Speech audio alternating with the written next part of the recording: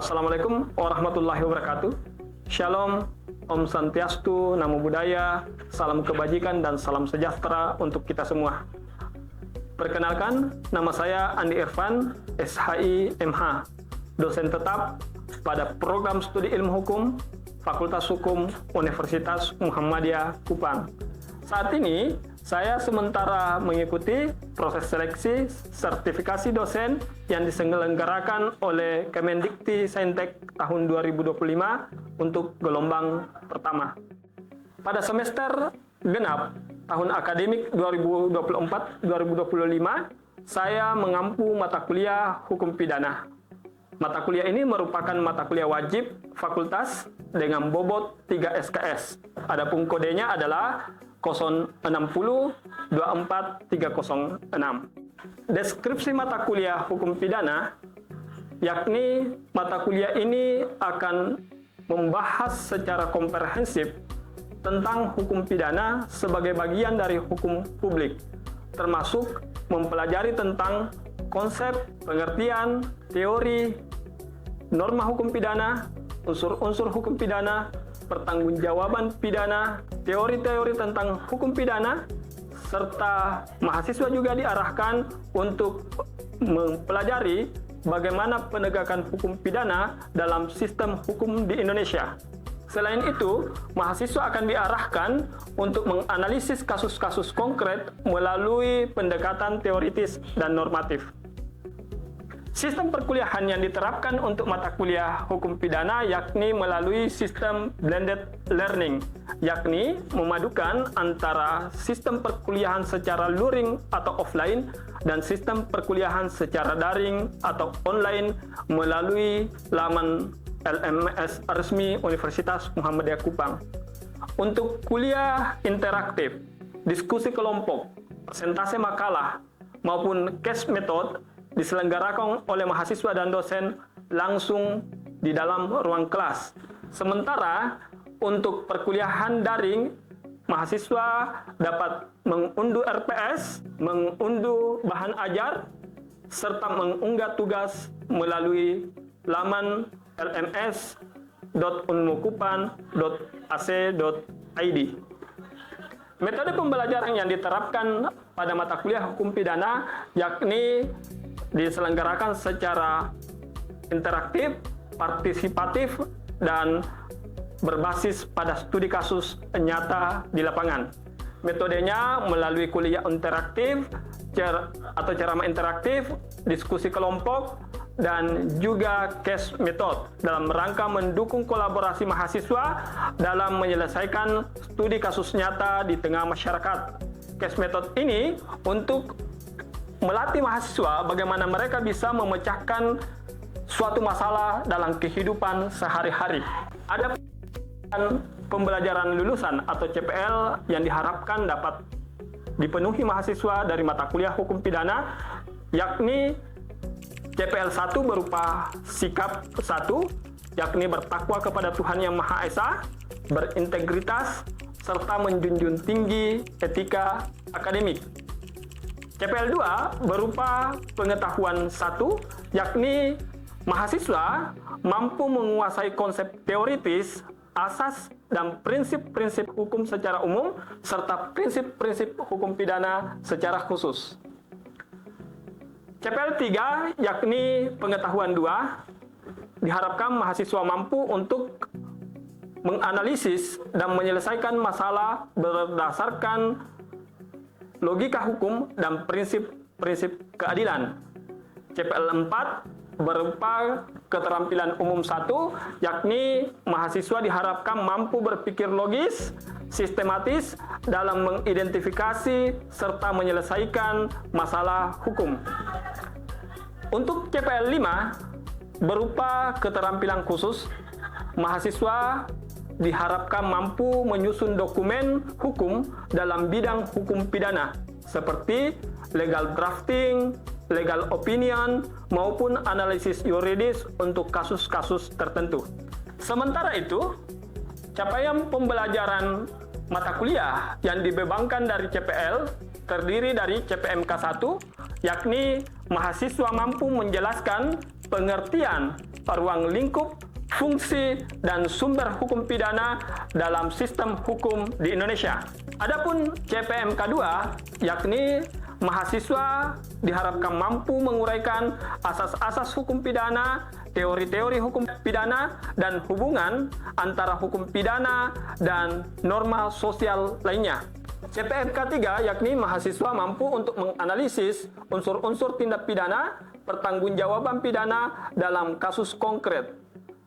CPMK 4, mahasiswa mampu menyusun argumentasi hukum dalam kasus pidana berdasarkan asas legalitas, unsur delik, dan alat bukti yang ada. Dan terakhir, CPMK 5, mahasiswa dapat menunjukkan sikap bertanggung jawab dan menjunjung tinggi nilai-nilai keadilan dalam proses penegakan hukum di Indonesia.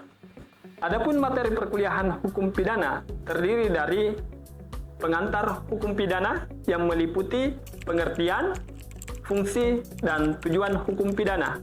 Materi selanjutnya yakni sejarah hukum pidana, ruang lingkup berlakunya hukum pidana, subjek hukum pidana, persoalan delik, delik percobaan atau fogging, delik penyertaan atau delnaming, delik perbarengan atau konkursus, dan delik pengulangan atau residif. Selain itu, mahasiswa juga akan diajari tentang persoalan pertanggungjawaban pidana, pidana dan pemidanaan, pembaharuan hukum pidana di Indonesia, penerapan keadilan restoratif dalam hukum pidana di Indonesia, serta terakhir, mahasiswa akan dilatih bagaimana bisa melaksanakan simulasi persidangan kasus pidana. Media pembelajaran yang disediakan dalam perkuliahan hukum pidana terdiri dari 1. RPS, file presentasi PPT, modul bahan ajar, serta artikel ilmiah. Sementara untuk penilaian dan bobotnya terdiri dari 5 komponen. Pertama, kehadiran dengan bobot 30%, keaktifan 10%, tugas kelompok dan diskusi case method 10%, serta UTS dan UAS masing-masing 25%. Penilaian dilakukan secara objektif dengan indikator ketepatan dan kemampuan penguasaan materi dan penguasaan analisis studi kasus dan partisipasi aktif. Rubrik penilaian dilakukan secara terukur, serta hasil penilaian dikembalikan ke mahasiswa sebagai bagian dari umpan balik. Hal ini dilakukan dalam rangka meningkatkan kualitas pembelajaran hukum pidana. Pendekatan ini merupakan wujud komitmen saya dalam menciptakan proses pembelajaran yang berpusat pada mahasiswa, dalam rangka mewujudkan lulusan yang unggul, kritis, kolaboratif, inovatif, serta adaptif terhadap perubahan dan tantangan dunia kerja dan dunia usaha serta dunia industri, khususnya dunia penegakan hukum di Indonesia. Baik, untuk selanjutnya, mari kita simak video pembelajaran pada mata kuliah hukum pidana berikut ini. Baik, Assalamualaikum warahmatullahi wabarakatuh. Shalom. Selamat pagi, salam sejahtera untuk kita semua. Kita kembali bertemu dalam perkuliahan hukum pidana, di mana kita sudah memasuki sesi keempat dari rangkaian perkuliahan kita. Pada kesempatan hari ini kita sama-sama akan membahas tentang macam-macam delik atau pengantar memahami delik. Charles Merciano Dilamira hadir, Ma'ruf Muhammad, Ignatius Katoda. Jadi materi ini adalah satu materi yang sangat penting dan merupakan inti dari pembahasan kuliah hukum pidana.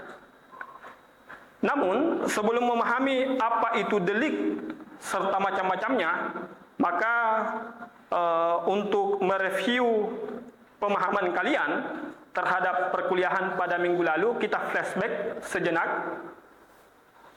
Ada yang bisa membantu saya untuk kemudian menyampaikan kembali materi perkuliahan yang telah kita bahas bersama di minggu ketiga?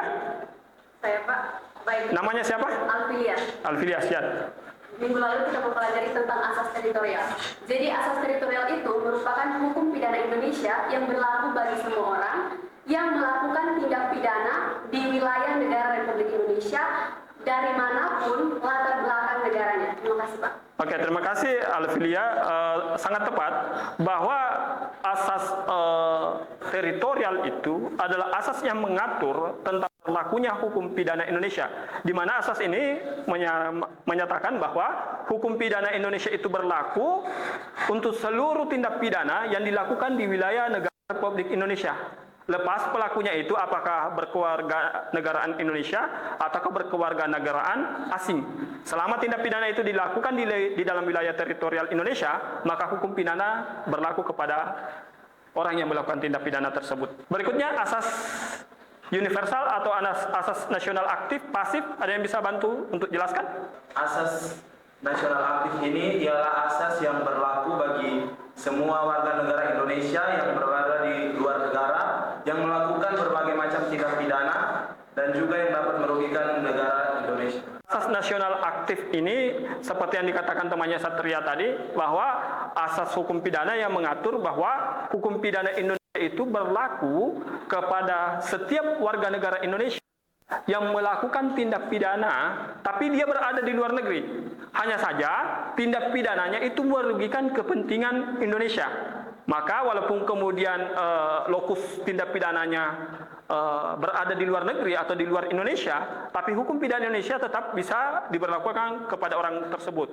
Materi perkuliahan pada minggu ketiga yang lalu tentang ruang lingkup berlakunya hukum pidana dari segi waktu dan tempat itu sangat tertanam di benak kalian. Kalian cermati dengan baik. Hal ini dibuktikan dengan masih segarnya pemahaman kalian tentang pembahasan ruang lingkup berlakunya hukum pidana dari segi waktu dan tempat. Nah, rangkaian perkuliahan kita pada kesempatan keempat ini, hari ini kita akan memasuki pembahasan tentang delik. Pertama kita mesti memahami pengertian delik. Jadi delik secara etimologis itu berasal dari bahasa Latin, dari kata delictum atau delik, yang berarti peristiwa pidana atau tindak pidana. Nah, dalam bahasa Inggris, delik itu disebut dengan criminal act, ya, tindak pidana atau peristiwa pidana. Sementara dalam bahasa Belanda, delik itu dikenal dengan istilah strafbaarfeit, begitu. Jadi kesimpulannya adalah delik itu, tindak pidana itu adalah seluruh perbuatan yang diancam dengan sanksi apabila kemudian dilanggar.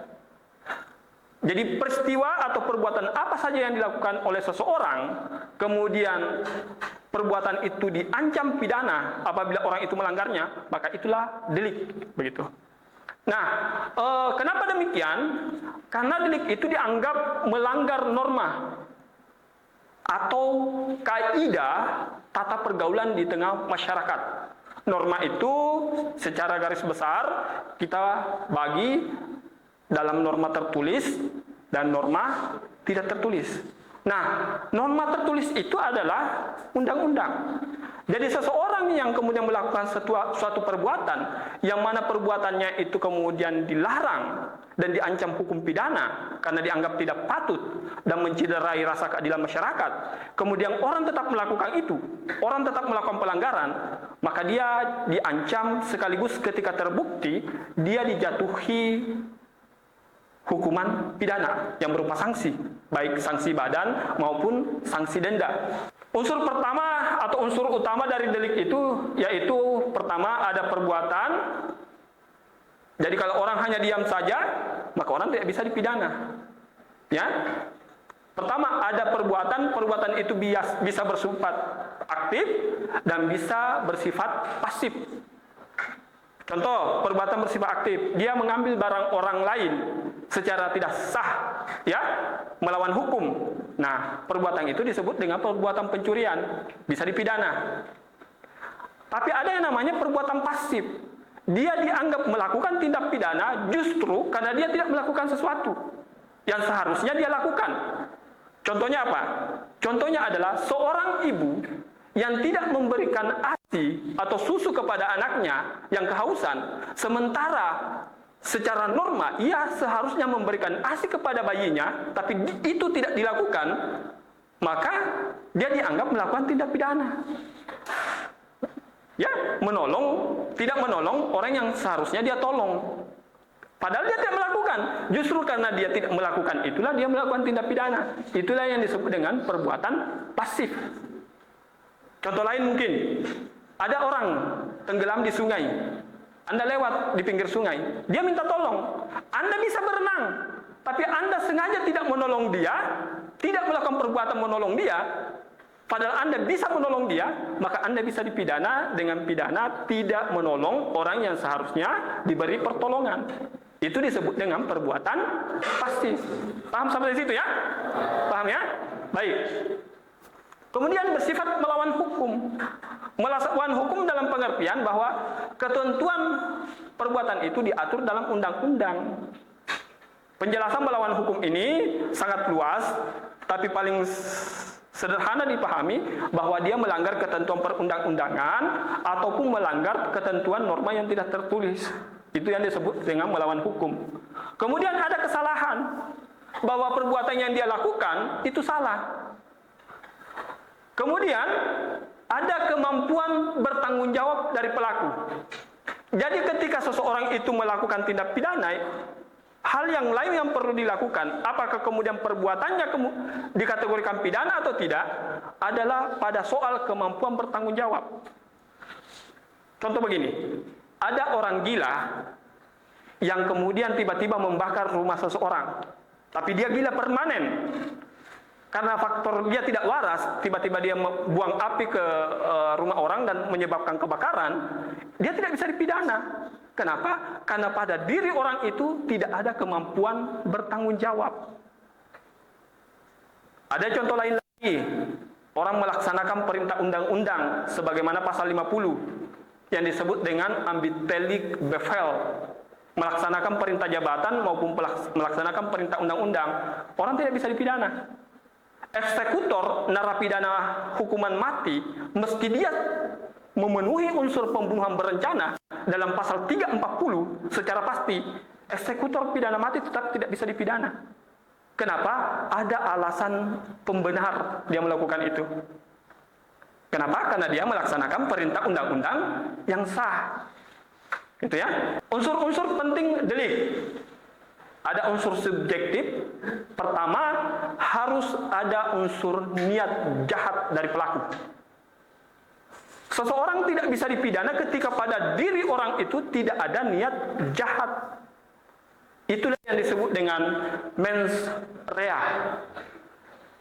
Keinsafan batin. Dia sadar bahwa apa yang dia akan lakukan itu salah dan diancam pidana, tapi dia tetap lakukan. Itu yang disebut mens rea. Maka dalam hukum pidana kita mengenal asas actus non fecit reus nisi mens rea. Seseorang tidak dapat dipidana melainkan dia melakukan pelanggaran yang diancam oleh undang-undang dan perbuatannya itu diinsafi secara batin. Jadi harus ada mens rea. Berikutnya ada kesalahan. Kesalahan itu berupa dolus dan culpa. Apa itu dolus? Ada yang masih ingat? Apa itu dolus? Dolus itu kesengajaan. Dia sengaja melakukan itu. Ada barang orang lain, bukan miliknya. Dia tahu bukan miliknya, tapi dia tetap ambil, sengaja diambil. Nah, itu disebut dengan kesalahan yang disengaja. Namanya delik dolus, delik kesalahan karena kesengajaan. Yang kedua, ada namanya culpa, delik karena kelalaian. Nah, culpa nanti terbagi-bagi lagi. Karena dia lalai, dia melakukan tindak pidana karena dia lalai. Contoh sederhana, Anda membonceng seseorang, teman Anda, dengan kecepatan 90 km per jam. Sudah diingatkan, pelan-pelan. Ada banyak lubang di depan. Jadi banyak lubang di depan, tapi Anda tetap ngebut. Anda tetap ngebut dengan kecepatan 90 km per jam, terjadi kecelakaan. Karena kelalaian Anda bisa dipidana. Anda sudah tahu, Anda tidak sengaja untuk membuat teman Anda kecelakaan. Tapi Anda lalai, Anda tidak berhati-hati. Anda bisa dipidana. Lihat ketentuan pasal 359 KUHP. Ya. Nah, harus ada unsur kesalahan. Makanya dalam hukum pidana berlaku asas Genstraf Sonderschuld. Ya, Genstraf Sonderschuld. Tidak akan ada pidana tanpa adanya kesalahan. Genstraf Sonderschuld. Ya. Zunder tanpa, tidak ada. Zunder inilah yang kemudian diserap ke dalam bahasa Kupang, sonde, tidak ada. Jadi sonde dalam bahasa Kupang itu bahasa Belanda yang diserap ke dalam bahasa Kupang, sonde dari akar kata zunder. Genstraf Sonderschuld, tidak ada pidana tanpa kesalahan. Nah, berikutnya unsur objektif. Harus ada perbuatan aktif atau pasif. Jadi harus ada perbuatan aktif atau pasif, melakukan atau tidak melakukan. Itu yang disebut actus reus. Dan paling terpenting yang mesti kalian pahami dari actus reus itu adalah perbuatan itu harus dilarang dan diancam dalam undang-undang. Itu disebut actus reus. Kalau dia tidak dilarang dan tidak diancam dengan undang-undang, maka itu bukan actus reus. Anda jual beli, bukan actus reus. Anda mandi di sungai, bukan actus reus. Actus reus adalah seluruh ketentuan perbuatan yang dilarang dalam undang-undang dan apabila dilanggar diancam dengan pidana. Itulah actus reus. Jadi pertalian antara actus reus dan mens rea, rangkaiannya itu yang membentuk unsur tindak pidana. Makanya asasnya tadi, actus fecit reus nisi mens rea. Tidak ada suatu perbuatan pidana yang dapat dipidana melainkan atas dasar niat jahat dari seseorang. Kemudian harus akibat hukum dari perbuatan. Nah, harus ada kausalitas antara perbuatan dan akibat yang ditimbulkan. Harus ada kausalitas. Anda memukul salah satu teman Anda sampai luka parah, kemudian dia ke rumah sakit untuk bermaksud berobat, di tengah jalan dia ditabrak mobil, dia meninggal. Tidak ada kausalitas antara perbuatan Anda dengan matinya dia. Ya, yang menyebabkan kematian adalah karena dia ditabrak, sehingga kemudian tindak pidana yang bisa kemudian dilakukan upaya hukum adalah peristiwa pidana penabrakan. Gitu ya. Nah, contoh kasus pencurian pasal 362 KUHP, penganiayaan pasal 351 KUHP. Sampai sini ada pertanyaan? Bagaimana jika si korban yang bersalah, contohnya korban pengendara motor menabrak si korban pengendara mobil, namun korban pengendara mobil yang meninggal karena dia yang melakukan pelanggaran lalu lintas. Bagaimana penyelesaian sehingga kedua korban bisa menerima atas putusan akhir tersebut? Nah, pada kasus yang dikemukakan oleh Frans tadi, itu sama-sama adanya unsur kelalaian. Karena kedua pengendara tadi tidak pernah sengaja atau berpikir dari awal untuk melakukan tabrakan, ya kan? Siap. Nah, oleh karenanya penyelesaiannya kita mengenal restoratif justice, yaitu penyelesaian di luar pengadilan. Gitu. Jadi pihak keluarga korban dan keluarga pelaku bisa dipertemukan, dimediasi, kemudian ada ganti rugi atau restitusi. Dan bisa juga kemudian ketika kemudian mediasi ini tidak berjalan efektif dan tidak menimbulkan atau tidak melahirkan solusi win-win solution bersama, maka bisa dilanjutkan ke ranah litigasi pengadilan berupa penuntutan sampai kemudian adanya putusan. Selanjutnya, kita akan membahas macam-macam delik berdasarkan sifatnya. Secara umum, kita mengenal pembagian delik berdasarkan sifatnya terbagi dua. Ada namanya delik formil, ada delik material. Nah, delik formil menekankan pada perbuatan tanpa memperhatikan akibat. Misalnya sumpah palsu. Jika Anda melakukan satu sumpah palsu di pengadilan, maka Anda bisa dipidana walaupun kemudian akibat dari sumpah Anda belum terjadi. Gitu. Itu yang namanya delik formil. Delik formil menekankan pada perbuatan yang dilakukan tanpa melihat akibatnya. Sepanjang perbuatan itu sudah Anda lakukan, maka kemudian tanpa melihat akibat yang ditimbulkannya, Anda bisa dikenai ketentuan pidana. Yang kedua, ada delik material, yaitu suatu tindak pidana yang menekankan pada akibat. Harus ada kerugian terlebih dahulu. Misalnya pembunuhan. Ada seseorang yang menikam orang lain dan orang yang ditikam tidak mati, maka tidak terjadi tindak pidana pembunuhan. Kenapa? Akibat yang ditimbulkan tidak terjadi. Apakah orang kemudian yang menikam itu bebas dari hukuman? Itu lain persoalan. Jawabannya tidak. Dia tetap diancam pidana, yaitu percobaan pembunuhan. Sehingga ketika dibawa kasus ini ke pengadilan, maka jatuhnya adalah dia akan didakwa pasal 338 junto pasal 53 KUHP tentang percobaan pembunuhan. Di mana kemudian sanksinya ketika dia terbukti, hukuman pokok untuk kasus pembunuhan dikurangi sepertiga. Jadi hukuman pokok pasal 338 15 tahun penjara, dikurangi sepertiga 5 tahun, maka jadinya 10 tahun. Nah, berikutnya macam-macam delik berdasarkan keberadaan unsur kesalahan. Ada delik dolus yang kita bahas tadi, kita singgung, perbuatan dengan niat jahat. Contoh, pembunuhan berencana. Itu delik dolus atau delik kesengajaan.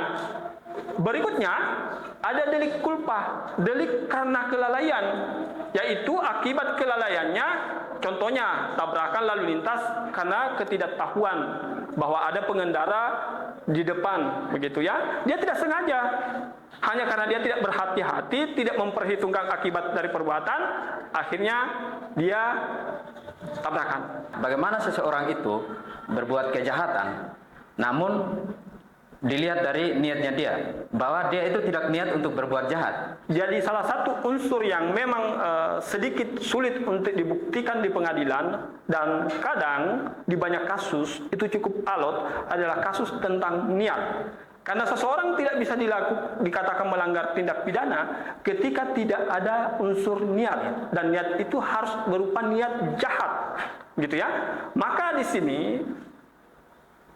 jaksa penuntut umum harus bisa merangkaikan antara niat jahat yang timbul dari hatinya, ya, dengan actus reus yang dia lakukan. Jadi ada hubungan yang harus ditemukan antara mens rea, keinsafan batin berupa niat jahat untuk melakukan sesuatu, dengan actus reusnya, dengan perbuatan pidana yang dia lakukan. Nah, oleh karenanya pasal 184 KUHP memberikan berbagai macam alat bukti yang bisa digunakan oleh jaksa penuntut umum untuk mencari hubungan kausalitas dari adanya mens rea dan adanya actus reus. Tidak terasa kita sudah sampai di akhir daripada pembahasan materi pada perkuliahan pertemuan keempat ini, di mana kita sudah sama-sama membahas tentang macam-macam delik serta unsur-unsurnya. Shalom, selamat pagi menjelang siang, salam sejahtera untuk kita semua. Assalamualaikum warahmatullahi wabarakatuh.